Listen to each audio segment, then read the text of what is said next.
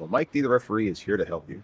Join me on Whistle Talk as I talk to professionals on the field and in the booth to help you understand what is going on inside the mind of a football official.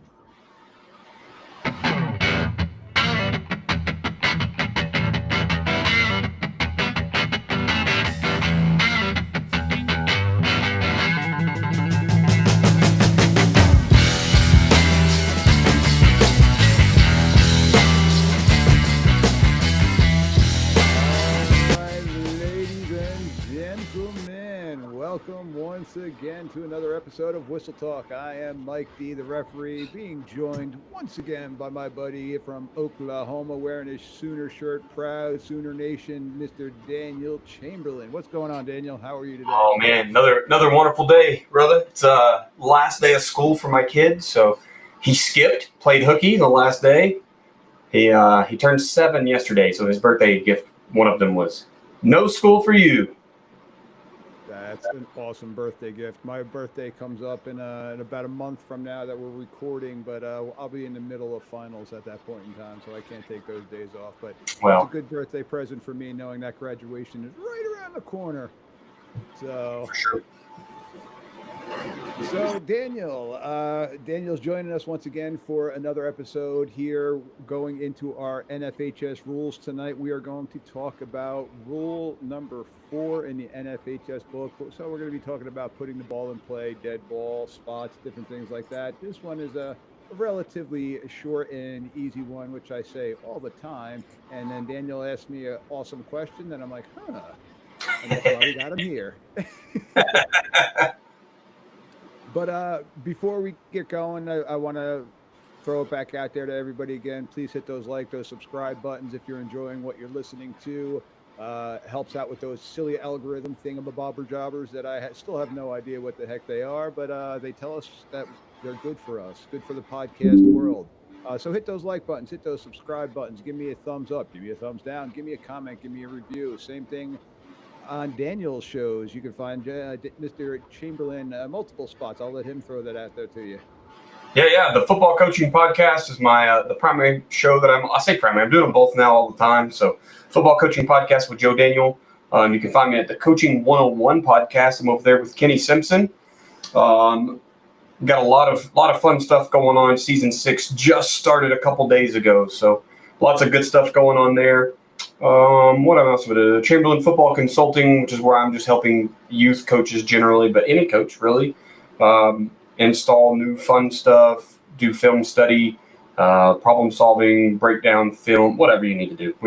We're doing it over there. So, find one of those things, hit me up.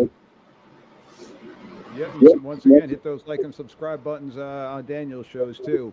And before we really dive into this episode, by the time that this recording is going to come out, we will be just past Memorial Day weekend. So I would be remiss not to say thank you to all the military people that are out there. I know it's not Veterans Day, it's Memorial Day, but it's even more of a somber day for us to truly make sure that we remember what we have and why we have what we have. So once again, thank you. And Mr. Chamberlain here is a veteran himself. So again, thank you, Daniel, for your service and for all the services that are out there. And I also want to throw a little plug into my buddies at Vets to Refs too.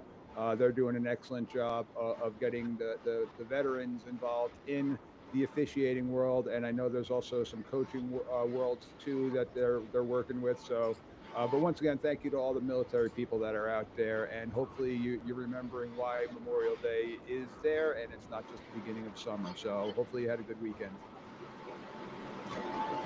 All right, so Mr. Chamberlain, we have a rule number 4, ball in play, dead ball, and out of bounds. So again, this one's a little bit of a shorter chapter in our book. I want to say the actual pages are like 3 to 4 pages in our rule book. So it's not one that hopefully we're spending much time on, but it is one that we do have to talk about because there's that word in there that I don't like us talking about, inadvertent whistles, that we're going to kind of touch on a little bit in this episode. Yes. So Daniel, if you want to take slide number 1, take it away. Absolutely. Putting the ball to play, rule 4-1. Ball shall be put in play by a kickoff started for each half or the resume play after a try or successful field goal. Free kick shall put the ball in play after a safety, replay a free kick down for a foul penalty or inadvertent whistle, or a free kick chosen after fair catch, which is awarded a free kick or replay of down after a free kick. Snap shall put the ball in play when a free kick is not specified. That's pretty easy. Right there, yeah. That's football, baby. There we go. All right, so 4-1 continues talking about the snap or free kick must be made between the hash marks. We call them ticks a lot of time, but the hash marks. And after being put in play, the ball remains live until the down ends. Mr. Chamberlain, do you know what ends the down? I mean, it has to be. This is one of those trick questions, I feel like. It's like I could be really simple with it, or it's a trick thing. Well, what's the name of this podcast? Whistle. So a whistle. Nope. That's where I tricked you. The play ends itself. The whistle happens after the play. So that's one thing we will talk about as we dive more into our rules and different infractions like that. But there's going to be plays where the whistle, you might not even hear a whistle, but the play kills itself. So and we're going to talk about the different things of what constitutes a ball carrier being down. But the player's down, the play is over at that point in time. So snap or free kick between the hash marks, and after being put in play, the ball remains live until the down ends. Ball remains dead, and the down has not begun if the snap or free kick attempt before the ball is ready for play, such as a foul for delay game. The ball remains dead for an illegal snap or snap infraction or other snap infractions, and the ball remains dead for other dead ball fouls. So our false start penalties, our neutral zone infraction penalties, those are going to be dead ball fouls because the snap hasn't happened at that point in time. Your illegal motions, your holdings, your blocking the backs, those are going to be live ball fouls. So we are going to eventually break those down into more digestible bites. So here you go, sir. 4-2. Take it away. Dead ball and end of down, 4-2. So game official or officials indicate the ball remains dead by sounding his whistle immediately when a foul occurs before a snap or free kick. Game official indicate that the ball has become dead and down is ended by sounding his whistle when the ball has become dead by rule. So that's obviously what you just said. The ball is already dead by rule, and then the whistle just indicates it. And then the keyword, oh, look at that. Keyword indicates. Ball is dead by rule, not by the whistle. And that's the one where the coaches, and even myself, I mean, it's still something that was foreign to me before getting into officiating. But we're teaching all the kids, play to the, not just the whistle, but play to the echo of the whistle. So you really want, especially as an offensive lineman, that was one thing that was always ingrained in us, the echo of the whistle, when that whistle stops blowing. You can kind of get away with that a little bit as a lineman, but not so much as a tackler. So if you're coming in after that runner is already down and we haven't had a chance to bring that whistle from our hand to our mouth and blow the whistle, you could still get hit with a late hit, banged with a late hit penalty. So the play is dead by rule. All right, so the ball in possession, dead and down, is ending 4-2-2. So what stops it is the runner goes out of bounds. Forward progress has stopped, which that is going to then usually be indicated by the whistle. That one is a touchy one, because if the runner is getting driven back and somebody comes in and really blasts them, again, they technically can get a late hit penalty in that one because forward progress. But that's when we do want to, we really want to get that one with the whistle to let everybody know, because we don't want that runner popping out. And then the play is dead or down when any part of the person other than their hand or foot touches the ground. So your forearm hits the ground. Are you down? No. You are in high school. Sorry. Any part other than, yes. Yeah, so the exceptions are few and far between. The one play that we will have, and you'll see it at all levels, is a runner on top of another defender where their body has not touched the ground.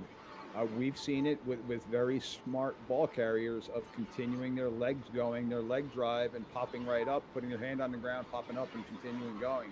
So that's going to be one of the major exceptions because technically they're not down. But now, if they're lying on top of a defender and their progress is also stopped, then we're going to kill it, even though they might not technically be on the ground.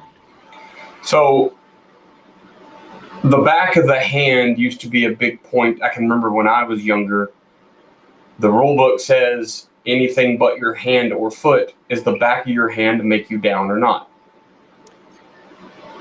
I'm going to go with yes, because I don't know too often that a player uses their back of their hand for support. If that player is going down, it's probably going to eventually be the wrist to the forearm that's going to make contact. But if somehow the back of your hand kind of just grazes the grass, then it's all going to be in the context of how the back of the hand actually hits the ground, to be honest with you. Yeah. So that could be one of the exceptions and the gray areas too. But technically by rule, the back of the hand, again, thinking about the ball carrier going down to the ground, the back of the hand is going to lead to all the other parts probably.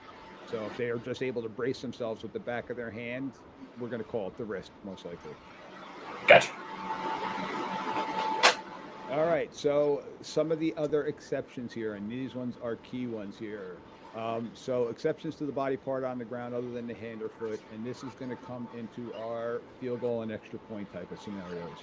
So the place kick holder with a teammate in a kicking position, so that is actually a very key element of it too. So they must have basically being back 7 yards or more in some type of field goal or extra point type of formation. So you're not your normal scrimmage play. Right. So the knee can be on the ground as they catch or recover and place the ball for the kick. You must rise off your knee before they advance, hand, kick, or pass the ball. So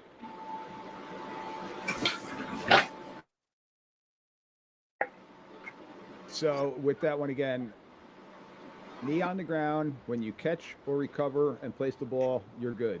But you must rise off your knee before you advance, hand, kick, or pass the ball. So you can't pass the ball from your knees as that holder. Knee on the ground, they raise up to catch or recover, say a bad snap, and then they immediately return back and put their knee down. We're going to let that go as long as now it's then preceded by the kick.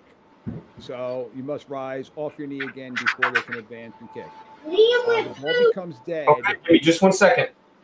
If the holder muffs the snap or fumbles, recovers after his knee has been off the ground, and then comes back to the ground other than the hand or foot while in possession. So that one we will kill. So if they come up, go down, and it's not going to be a kick, it's going to be killed at that point in time. They can't come back up again. So is it the formation that gives him the ability to do all that from his knee? So if you come out and spread 2 by 2, you can't start on a knee. It has to be a kicking formation, correct?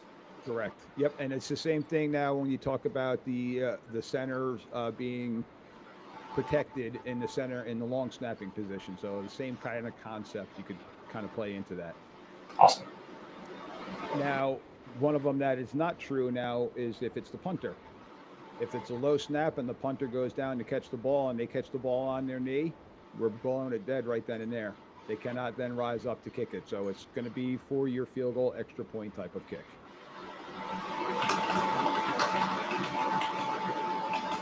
All right. Loose ball becomes dead and the down is ended. So Daniel, take this one. Loose ball becomes dead and down is ended, so live ball goes out of bounds. Any forward pass, legal or illegal, is incomplete or simultaneously caught. Any legal free kick or scrimmage kick breaks the plane of ours end zone. Scoring attempt apparently failed after breaking plane of ours goal line. The exception here would be scoring attempt kick touches the upright, crossbar, official, or our player in the end zone and I don't even know if I can through the goal. basically it goes to the goal. Touching is ignored. Yep. So if you got a defender standing in the end zone that goes up and tries to block a field goal while in the end zone and the ball goes away, then we're going to continue that as being a good extra point or a good field goal. So it's one of those oddities. You don't see it too often. A low line drive field goal where the field goal hits the kicker. I'm sorry, the field goal hits the umpire and then carries over the uprights. That field goal is still good. Same thing if it's going to be an extra point try. So all of those things still keep the ball in play. So your first touching is going to be ignored, or the touching itself is ignored. So if it hits the upright, hits the crossbar, a ref, or a receiving player while they're in the end zone and carries over the goal, you got your field goal, you got your extra point. So it's one of those oddities.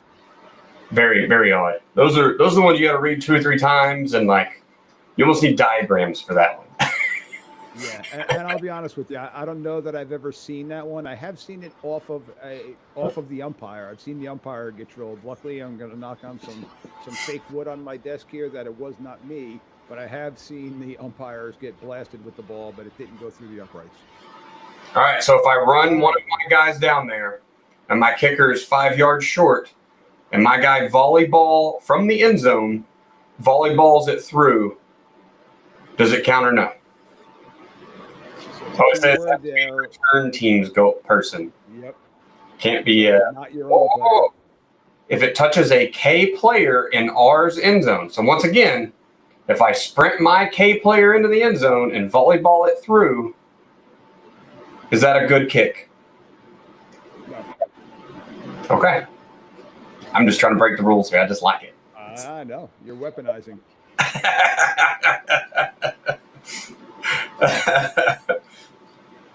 All right, so a ball becomes dead and the down is ended. We're still on 4-2-2 here for a loose ball, which we talked about on our last segment.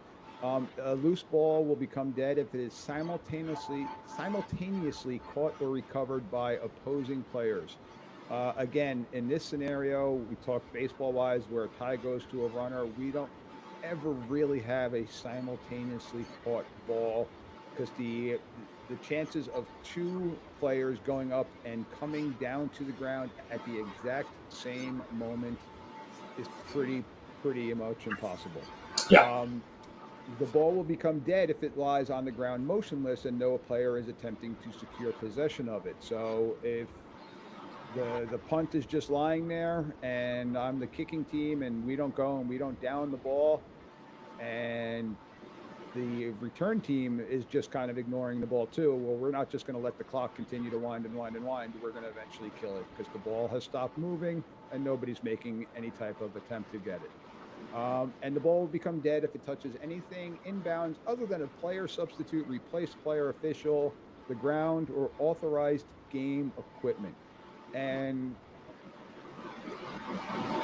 you're in Oklahoma, so you're not too far from Dallas. So if you're at Jerry's World and it hits the scoreboard that's overhanging, well, that's not pretty much anything that is in play. It's going to be deemed dead in a scenario like that, and that's something that pregame you'll go over with the different ground rules, kind of like you do in baseball. Yeah.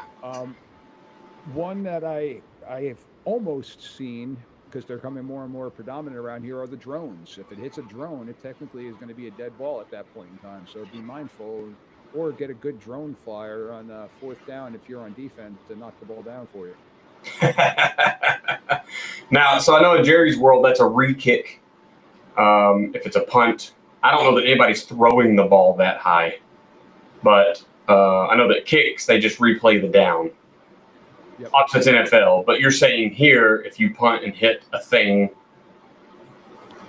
it's just a dead ball. It ends the play. It's gonna be a dead ball, but I'm not gonna lie, I don't know where we're gonna mark that ball. So if we're punting it and it hits the scoreboard and comes down and lands at the 50, it's probably gonna be K's ball at the 50 if I had to make a guess. But I'm happy I don't work in Jerry World. Yeah. For this scenario, because that's one. So if it was a drone.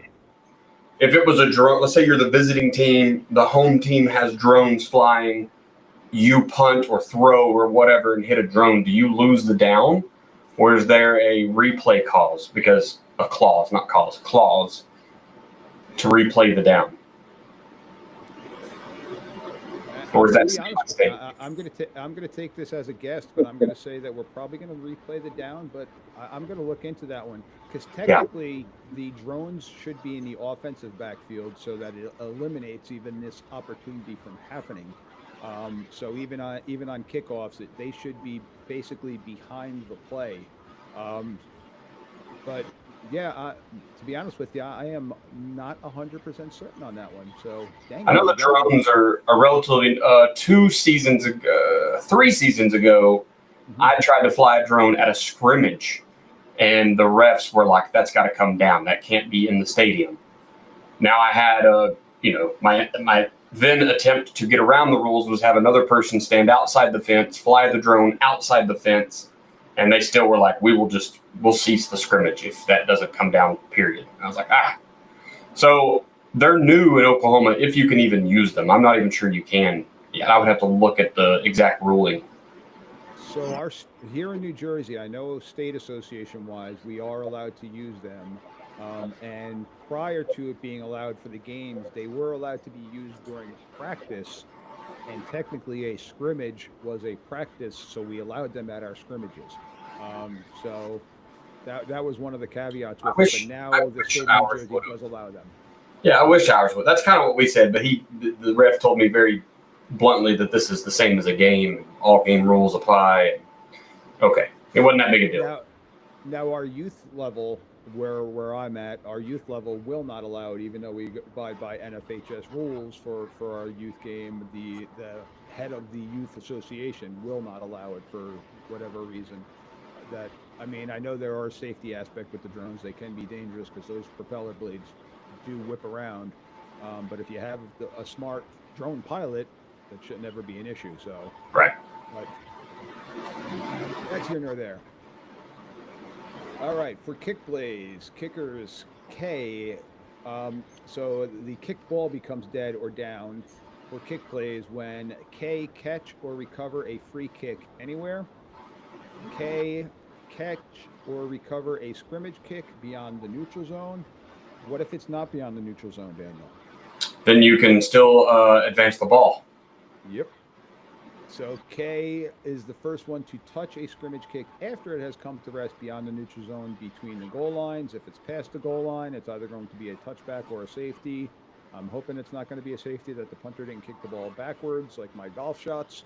But the ball will become dead after a valid or invalid fair catch signal when the scrimmage kick or free kick is caught or recovered by any R player beyond, in, or behind the neutral zone. So basically, if K catches or recovers it, it's going to be killed. And if it's a free kick, they technically can get a foul for that one, which we will talk about catching interference on a couple different scenarios, which we're going to talk about in a future episode. But the ball is still going to be dead at that point in time.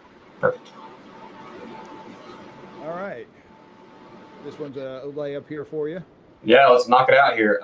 Ball becomes dead, and the down is ended. Rule 422.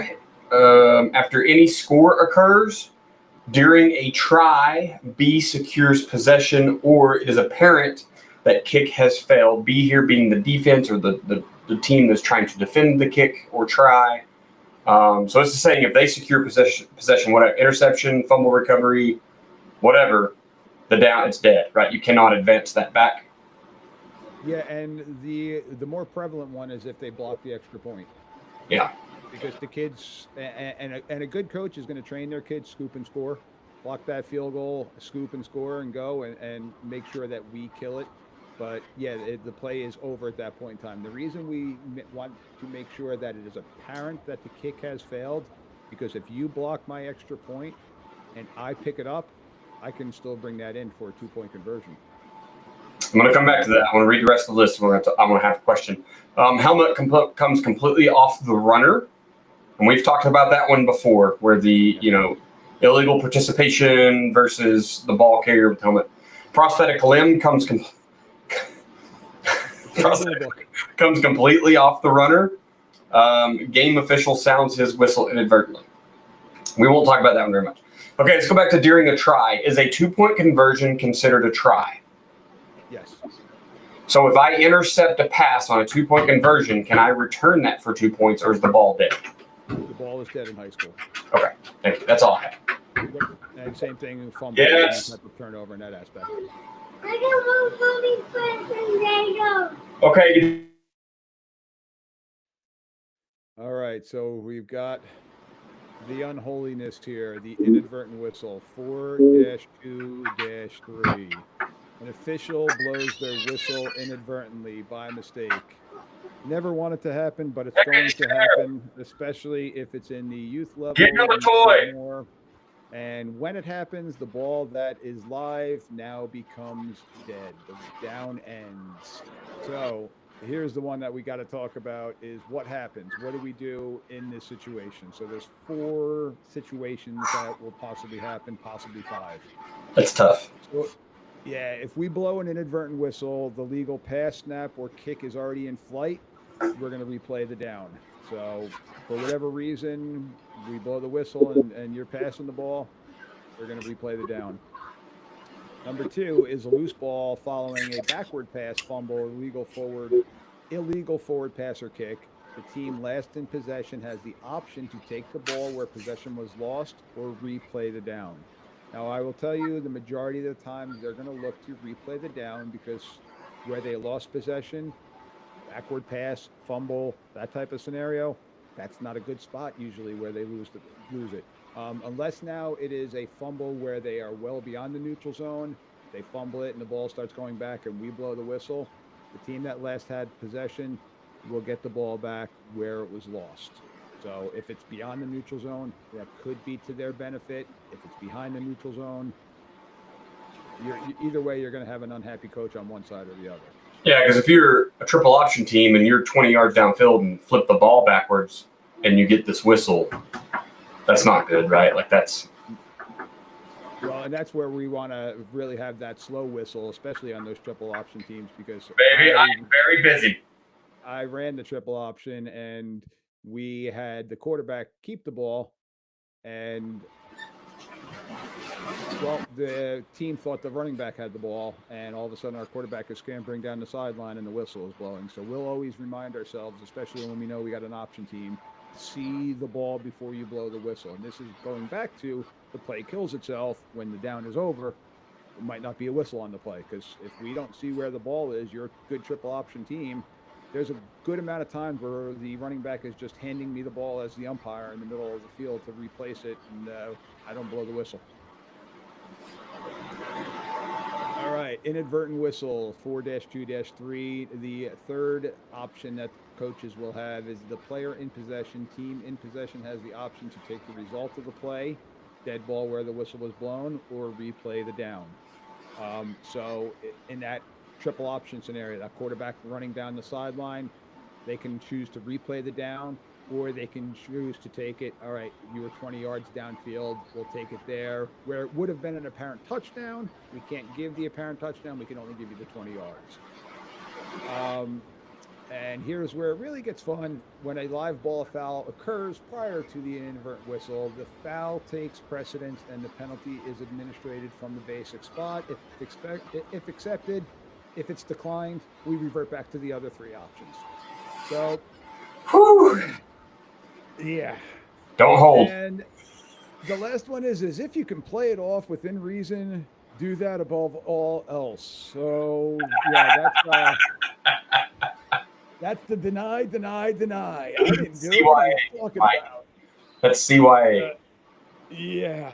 Well, Coach, I didn't hear a whistle. What are you talking about? No, but it's a touchy subject because, again, you're going to have a very unhappy coach on one way or the other when you do this. So, yeah. Again, I'm an umpire. My whistle is in my mouth pre-snap because I've got those false starts. I've got those flinches by the lineman, the quarterback, different things like that. Once that ball is snapped, I'm spitting the whistle out of my mouth because I don't want to be the one blowing that inadvertent whistle. So I've got a whistle on my neck. On our crew, our short wings have whistles on their hands. So they have to physically bring the whistle up from their side up to their mouth to blow the whistle. They're not running with the whistle in their mouth, because we've had people have an inadvertent whistle because they ran with the whistle in their mouth and they're huffing and puffing, and all of a sudden they exhale and now they blow the whistle. And oops, I didn't mean that one, coach. I was going to ask if the finger whistle is like the great equalizer here, kind of eliminates it when you physically have to make the. You may have a slower whistle, and we're telling our kids to play to the echo of the whistle, and maybe that's some later hits, but at least you aren't cutting a play short. Correct. And that is what we really do try to do. And I do know a lot of short officials that are use the lanyard around their neck with the whistle in their mouth, pre-snap, snap, spit it out, and then use their finger whistle, or they make it. You'll see on your Saturday and Sunday televised games, you'll see them possibly have their hand around their whistle on their neck, so that they physically have to bring it up to their mouth again, so they try to get away from that inadvertent whistle. Well, that's good. It is the cardinal sin. It's something we really, really don't want to do. Unfortunately, this is your human error, where sometimes it happens. It's unfortunate. It sucks. But my recommendation to the officials: own it. Own it and tell the coaches, Coach, we blew that one, because they're not going to be happy. But at least if you own up to it, you may be able to get them within some type of reason to still respect you. And that's always a battle. All right, so Daniel, out of bounds and inbound spots, 4-3. Take it away. Where do we spot the ball when it goes out of bounds? And where is it snapped? Foremost point of the ball, so common theme applies to all spots. Definition 241.5, out of bounds spot where the ball becomes dead in relation to going out of bounds. Now this is the old school, like reaching for a first down as you run out of bounds, right? The ball marks it, not the foot, not the head, the torso, none of that. The ball is what where it goes out of bounds. And then an inbound Same thing with your goal line too. So reaching the ball over the goal line as the runner is jumping. That's right. The same concept. 241.4 inbound spots, intersection of hash marks and yard line. Where will the ball be next snapped or free kicked? It would be next snapped or free kicked on that hash, right? So it would move to the nearest hash. Or if it's down between the hashes, then it's just wherever the ball was down. 100%.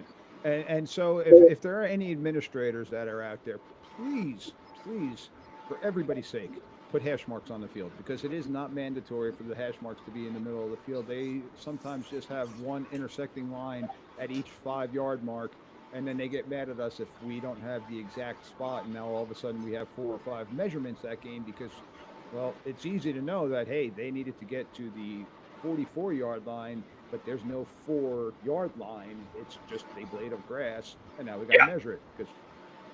So please put your hash marks.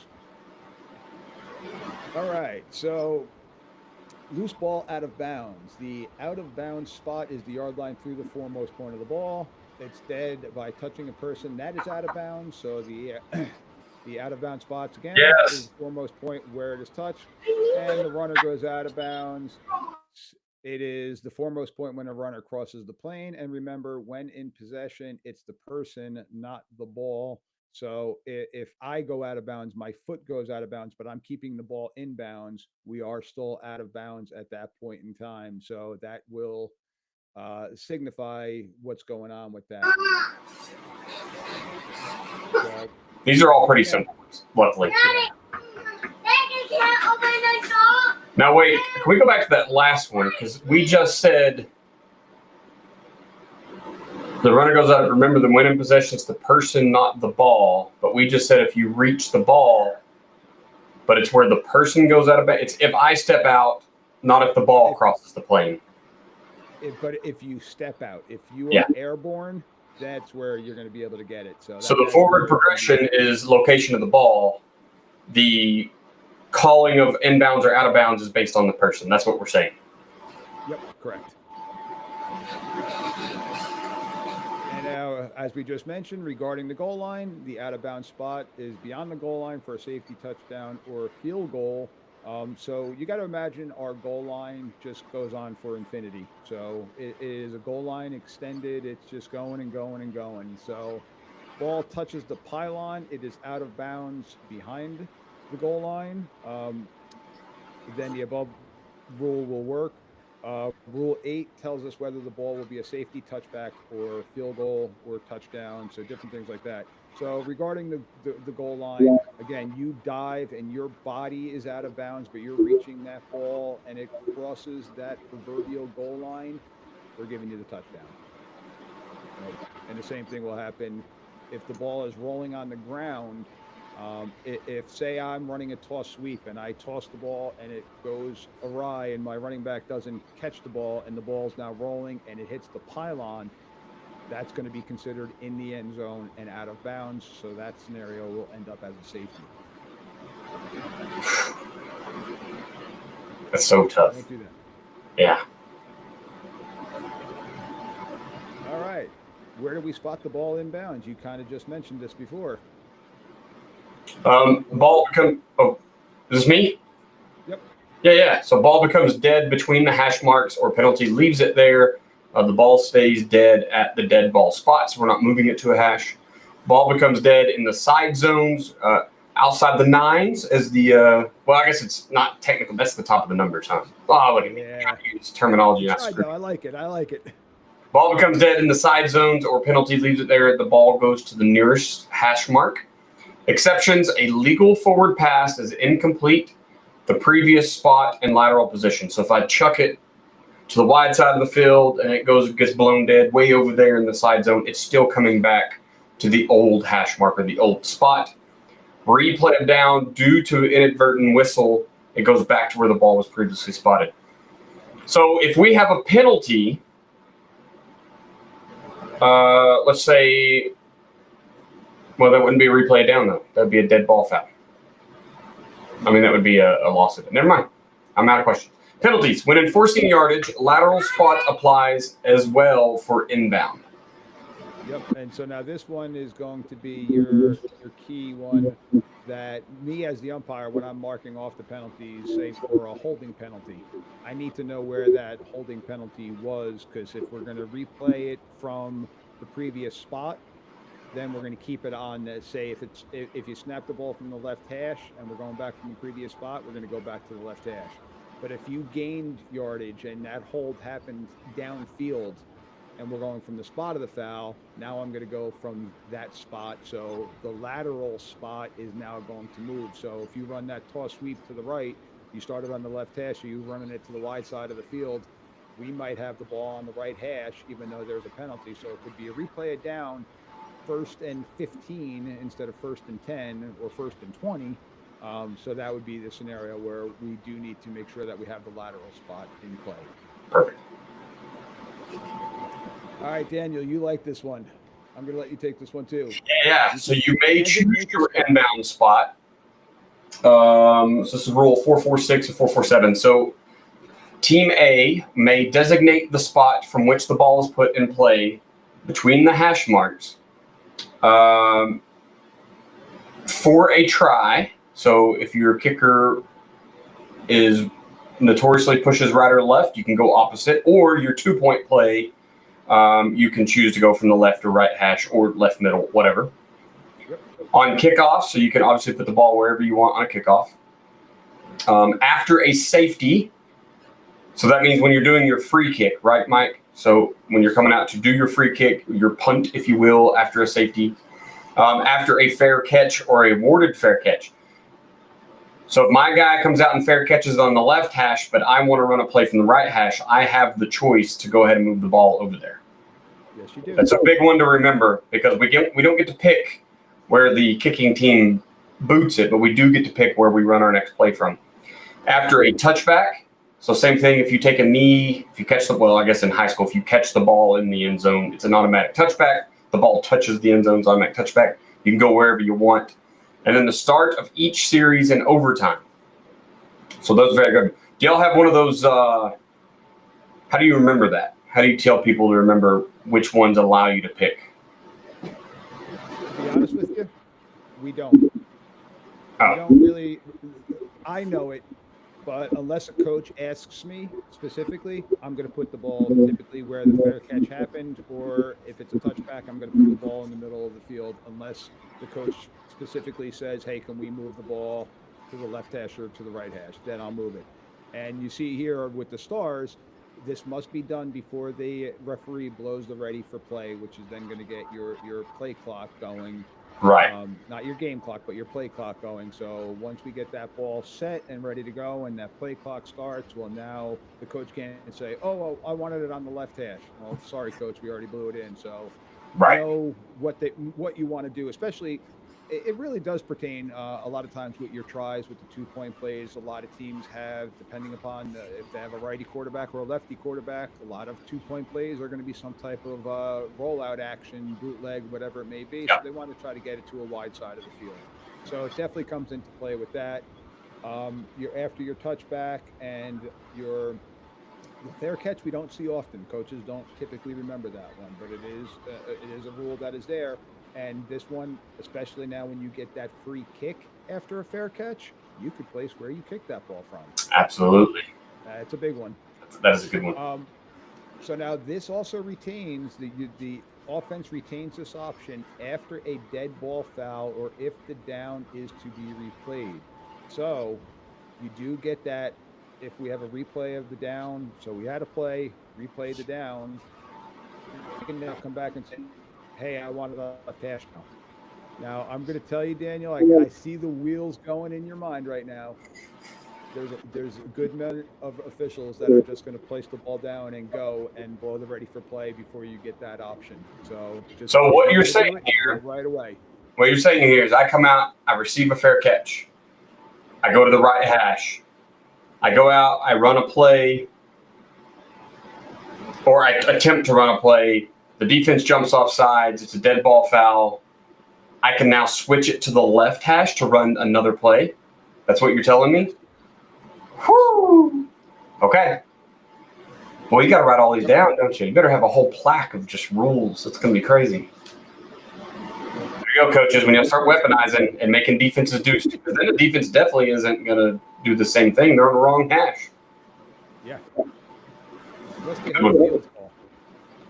Unless they have a field goal. So that one there, again, this one is always one of our test questions of knowing when we can move the spot. And again, typically we're not going to ask the coaches where they want it. I do ask the kickers for the kickoff, like, hey, where are you kicking from? Because I got to set myself up in that scenario. But yeah, we're kind of letting the coaches do this one and letting the coaches kind of try to see what they can get away with before we say, no, coach, we're going in the middle. So here's the question for you now, Daniel. You got a kickoff. The kickoff gets kicked out of bounds. What hash is that going to, or where is that ball getting? The nearest hash. Correct. And that one, a lot of coaches try to get put into the middle of the field, but it goes to the nearest hash of where it went out of bounds. All right. That is rule number 4. Like I said, nice short one right there. In the book. We still stretched to 45 minutes. Look, bring me on. I'm going to ask questions. All right. So once again, Daniel, truly appreciate coming on to the show, our post-Memorial Day show. So I hope you had a fantastic weekend yourself. And for everybody else that is out there, hope you had a nice, safe holiday. Hope you had better weather than we're having here in Jersey right now. It's pretty cruddy when we're recording this. Once again, I seem to find the days of rain to record episodes, but we didn't have any glitches this time. So, Daniel, why don't you remind our listeners once again where they can find you, your social media tags, things like that. Absolutely. You can listen to me talk on the Football Coaching Podcast with Joe Daniel. There's also the Coaching 101 podcast with me and Kenny Simpson. I am on Twitter /X at Coach Chambo OK. You can find me there sharing everything from OU sports. All things Oklahoma are going to be on there, along with my high school fun stuff. We'll share stats and all sorts of neat breakdown tricks and tips during the season. I have a consulting thing over at patreon.com/Chamberlain Football Consulting. And that's where you're going to be able to pick any tier that you like. Or if there's not a tier there for something you need, DM me and I'll make you one. I don't care. I got youth football consulting over there. I do graphics consulting. I'll make your whole season of graphics, a whole year of graphics, whatever. There's kind of packages for everything. So I'm a guy that trying to make a side hustle here, Mike D. Oh, yeah. I have no idea what you're talking about there.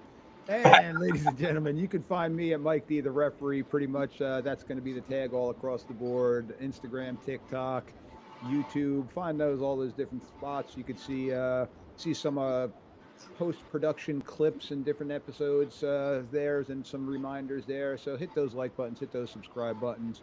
And that's it for rule number 4. So come back next week for rule number 5. And Daniel, I am going to warn you, after rule number 5 comes the favorite rule for everybody, the kick game in rule 6.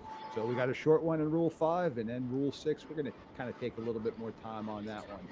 So Perfect. once again, thank you, and have a good day.